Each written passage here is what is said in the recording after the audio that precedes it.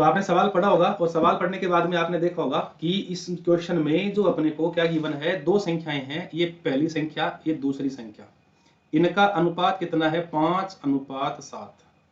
और आपने क्या किया, दोनों संख्याओं में 40-40 घटाया है। तो जैसा सवाल बोलता जा रहा है वैसे वैसे सिंबल के साथ में आप प्रश्न को लिखते जाओ। इतना आप लोगों ने भी किया होगा मेरे साथ साथ। ये ओल्ड नंबर था और ये आपका न्यू नंबर है, ठीक है, ये आपका क्या है, न्यू नंबर। तो न्यू रेशियो कितना है 17:27। ये आपके सामने यहाँ पे लिखा हुआ है। अब आपको क्या करना है, जो आपसे सवाल में क्या पूछा गया है, तो मूल संख्याओं का योग क्या था, ठीक है ना। तो अब आपको स्टेप क्या फॉलो करनी है, 17 को इससे गुणा करो 7 से और इसको इससे गुणा करो। तो इन दोनों का अंतर कितना हो गया, 17 गुणा 7 119, 27 गुणा 5 135। इतना आप लोगों ने कर लिया होगा, अरे कर लिया होगा नहीं इतना तो आपने।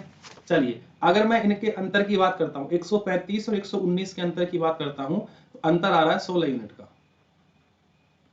अब मुझे बताओ क्या यहाँ पे समान संख्याएं जोड़ी गई थी क्या, अरे सॉरी समान संख्याएं घटाई गई थी क्या, दोनों तरफ आपने समान संख्या घटाई है। तो आपको क्या चेक करना है कि अगर समान संख्या जुड़ती है या घटती हैं तो इनका अंतर ले लो अनुपातों का। इनका जब आपने अंतर लिया तो अंतर कितना आ रहा है 10। जो अंतर आया है ना 10 है उसको गुणा कर दो जो संख्या आप यहाँ पे घटा रहे हो उसमें, ये लो। इतना क्लियर है, यानी कि 16 यूनिट का मान किसके बराबर है, 16 यूनिट का मान 400 के बराबर है। तो 1 यूनिट का मान 16 दूनी 32 और 16 पंजे 80, एक इकाई का मान 25, ठीक है। एक इकाई का मान यहां तक आपको आ गया होगा समझ में, कितना आ गया 25।